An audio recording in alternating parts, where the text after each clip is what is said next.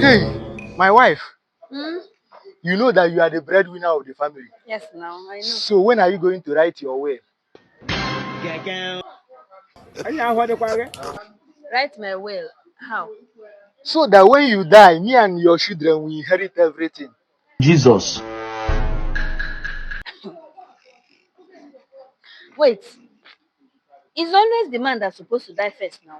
The man usually die first. So what are you saying? Is there anywhere that it is written that is a man that is going to die first? Since you are the breadwinner of the family, write your will so that when you die, we inherit everything.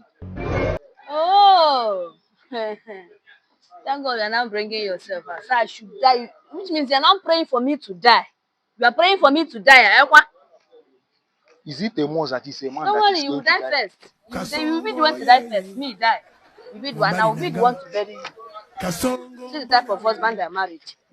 Is it a must that it is a man that is going to die first? This man needs something.